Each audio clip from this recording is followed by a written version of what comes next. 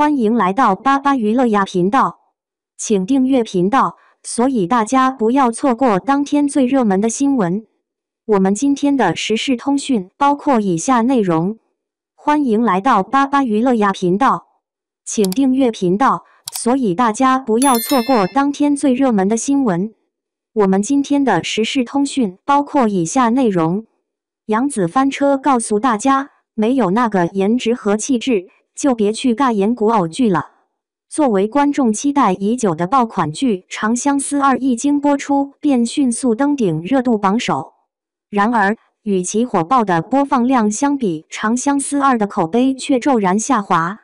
长相思2》目前的评分已经公布，仅为6.6分，这与上一季的7.8分相比，简直是天壤之别。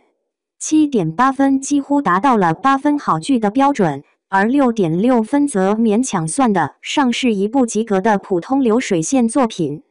此外，还有许多观众因为第一季的美好印象而给《长相思2》打了高分，这就更凸显了第二季的水平有所欠缺。然而，《长相思2》的问题显然不仅仅在于演员，剧本和导演同样存在很大的问题。在第一季中，《长相思》的主线似乎围绕着小妖与3位男子之间的纠葛展开。由于曾经流落民间的经历，王姬小妖因此多了2位对他情意缠绵的仰慕者。捡到了深陷困境的涂山璟，因血液的缘故得到了香柳的青睐。回家后，更是与哥哥枪玄有着剪不断理还乱的纠葛。实际上，小妖回家后还有了一位未婚夫赤水风龙，这样一来，他身边的男人真是不少。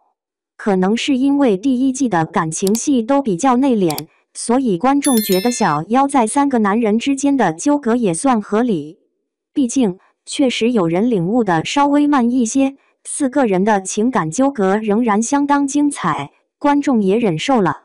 然而到了第2季，感情线仿佛按下了快进键，小妖也愈发主动地在3位男性之间周旋。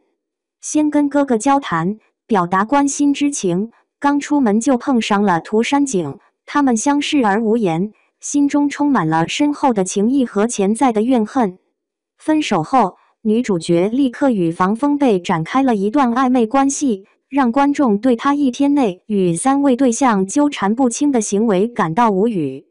关键在于，我们的女主没有排斥任何人，而是对3人都保持着同等的暧昧关系。对于哥哥，她是明知故犯的装傻充愣，享受着哥哥对她的宠爱和痴狂。对涂山璟的感情既矛盾又复杂，一方面疏远他，另一方面却又想着嫁给他，可以说她是一个迫不得已的备胎。对于香柳，她是那颗在嫁人之前仍需要多次试探的心中朱砂痣。尽管如今社会风气已经相对开放，但刘亦菲在过去20年内经历了3.5段恋情，却依然饱受谩骂与攻击。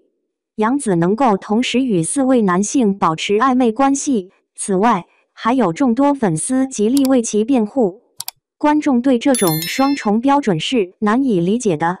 尤其是当枪玄的行为越来越过分时，小妖依然毫无察觉对方对自己的爱意，这让观众感到非常震惊。怎么可能靠在火旁的人会没有感觉呢？何况枪玄的感情如同熊熊燃烧的烈焰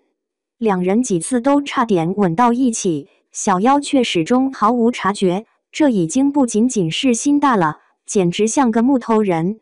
甚至在第2季的首个重要剧情中，香柳抢亲的片段也引发了观众的广泛质疑。表面看来，小妖选择联姻是为了国家的利益，然而在婚前，无论是哥哥还是外爷，都多次征求他的看法，希望他不要违背自己的意愿做出决定。然而，小妖确实坚定不移地表示，她一定要嫁给风龙。即使当初是因誓言所迫而跟随防风贝离开，小妖依然无视所有后果，将所有烂摊子都留给了家人收拾。由于小妖逃婚，枪玄将落水作为补偿赠予赤水家族，同时外爷也亲自撰写了一封致歉信。家人为她善后煞费苦心，而我们的女主却马上投入了新的恋情，享受着甜蜜的时光。小妖之前因为香柳而伤心，怎么突然间就和涂山璟解开误会并拥抱在一起了呢？这转变也太过于突兀了。甚至当外公让他肆无忌惮地做出人生选择时，他首先想到的依然是和香柳玩，这足以证明谁才是他心中的首选。然而，小妖能够一边思念香柳，一边与涂山璟相拥，心中甚至还牵挂着哥哥。确实很久没有见过如此高超的调戏手段了，在三人之间游刃有余，却依然保持着自身的清白。甚至当很多粉丝为小妖一直被卷入利益交换而感到怜惜时，观众却困惑不解，小妖为什么如此执着于选择男人呢？难道作为大女主剧就不能独自闪耀吗？非得将所有的心思和情感都系在不同的男人身上才算合理吗？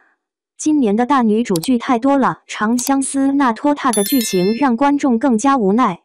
在西花纸中，花纸凭借个人力量带领家中老弱妇孺走向致富之路，令人感叹。在玫瑰的故事中，黄一梅最终没有依赖任何男人，而是完全跟随自己的心意，自由地走向未来。甚至在年代革命剧《追风者》中，沈近珍也未曾沉溺于儿女情长，而是将自己短暂的一生全心奉献给了党和祖国。沈近珍最终为了拯救一个孩子而献出了生命，这一情节使她的形象得到了真正的升华。她不仅是无愧的革命者，更是自己命运的完全掌控者。有这些真正的大女主作为榜样，小妖虽然以大女主的名义研究医术和救助病人，但实际上她一直在谈恋爱的道路上前行，这让观众既难以理解也无法共情。在《长相思》中，除了女主角的女性形象外，其他女性角色几乎全是小肚鸡肠、气急败坏的恶毒女配。枪玄娶回家的妃子们，作为无辜卷入枪玄与小妖纷争的受害者，他们又是多么无辜啊！剧情上的漏洞是一方面，杨紫在《长相思2》中的表现也让观众十分失望。在《长相思2》中，杨紫的苹果肌肿胀僵硬，令人感觉角色非常不真实，宛如一个假精致的人偶。无论是男装还是女装，都能看出妆容非常浓重。脸被涂得煞白，整个脸颊晕染上大片红晕，再加上那娇嫩的嘴唇，展现美貌的元素已经很丰富了。但杨紫的脸型却并不是那种典型的大美人类型。在电视剧的镜头下，杨紫的脸被拉宽了，使她的颜值显得更为平庸，五官的钝感愈发明显，缺乏精致感。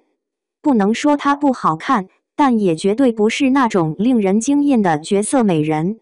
剧中的小妖依然被称为大荒第一美人，这让观众十分困惑，为什么总是有人饰演第一美人呢？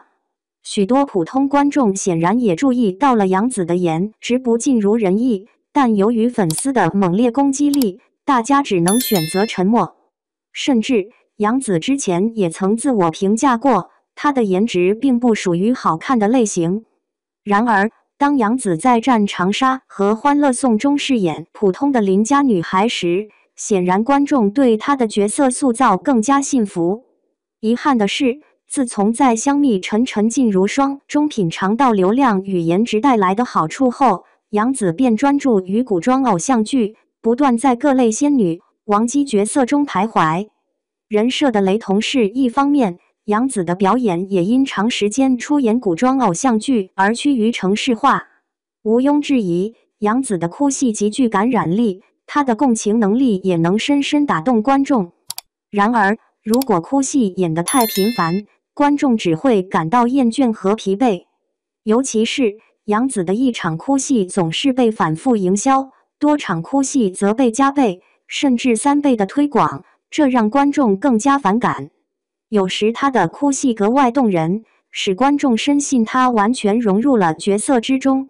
然而，杨紫在每一场令人惊叹的哭戏中频频展现出她的表演才华，但观众显然更倾向于认为他已经陷入了模式化的演技套路。